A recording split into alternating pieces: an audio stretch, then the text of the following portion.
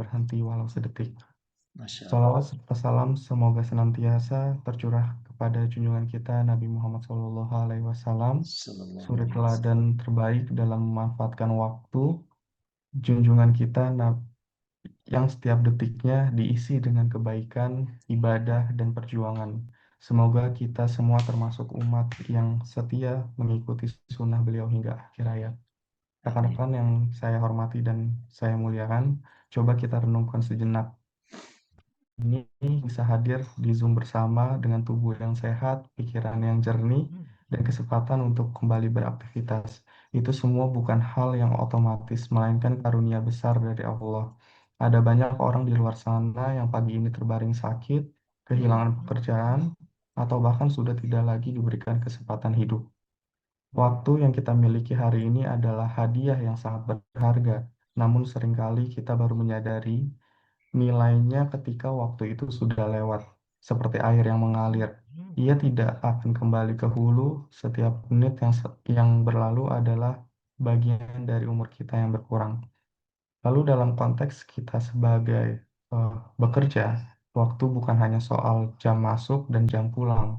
Waktu adalah modal utama untuk mencari nafkah yang halal, membangun reputasi profesional, dan yang terpenting mengumpulkan bekal amal untuk akhirat.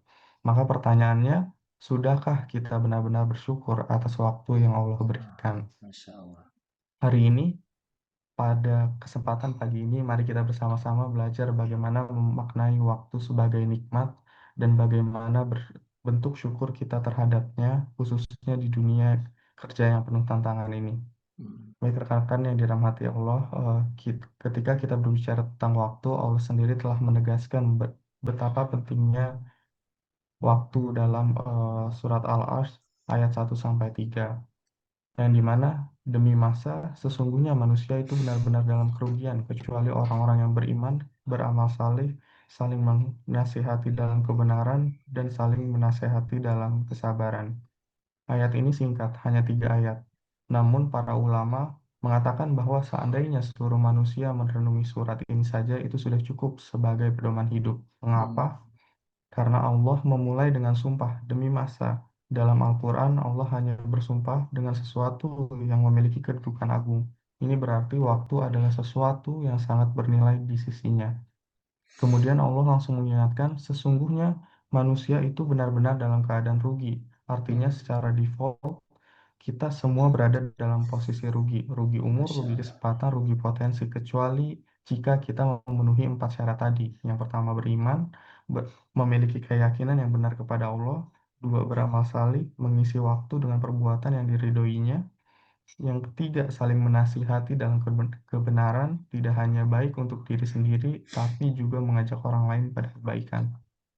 Yang keempat, atau yang terakhir adalah saling menasihati dalam kebenaran, tetap teguh meski menghadapi tantangan. Masya Nah, Allah. jika kita dikaitkan dengan dunia pekerjaan kita, ayat ini mengajarkan bahwa waktu kerja kita pun harus diisi dengan iman, amal salih, saling mengingatkan rekan untuk bekerja jujur, dan bersabar menghadapi tekanan pekerjaan.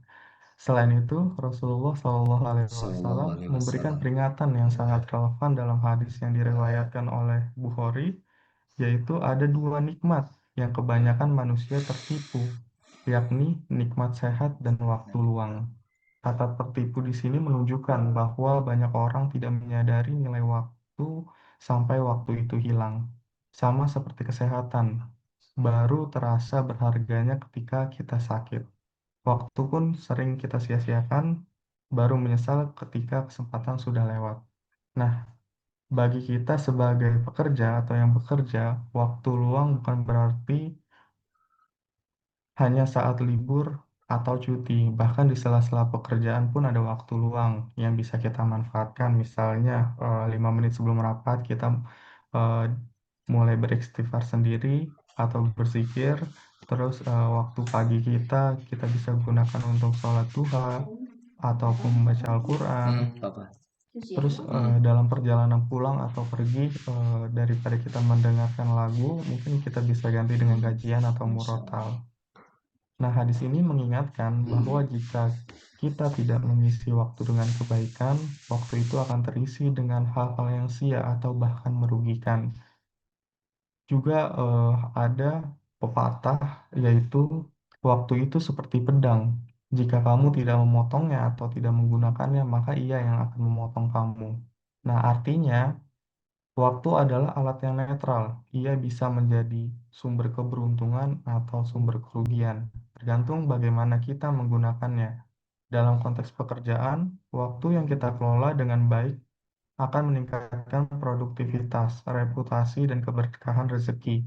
Sebaliknya, waktu yang terbuang akan mengurangi kualitas kerja, menghilangkan peluang, bahkan bisa menggerus kepercayaan atau atasan atau rekan kerja.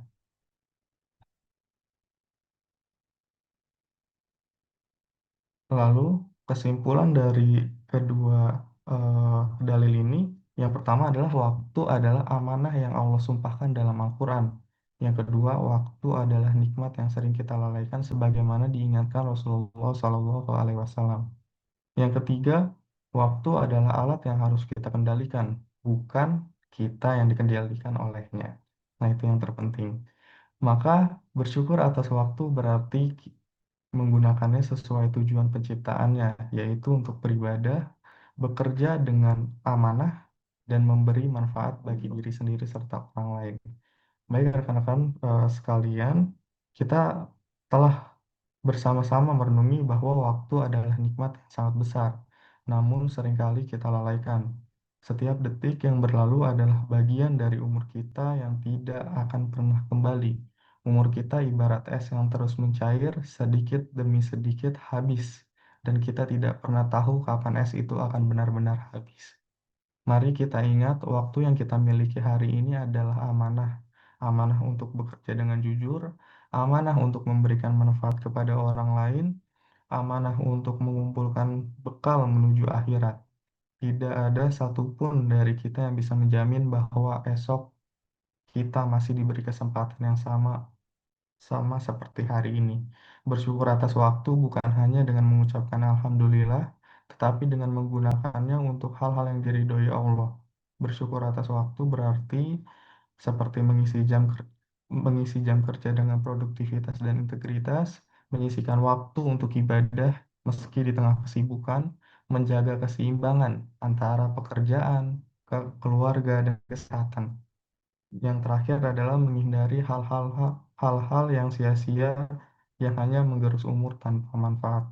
Bayangkan jika setiap menit yang kita jalani hari ini menjadi saksi kebaikan kita, maka betapa bahagianya kita saat bertemu Allah kelak. Sebaliknya, jika waktu kita habis untuk kelalaian, maka penyesalan itu akan datang di saat yang sudah terlambat.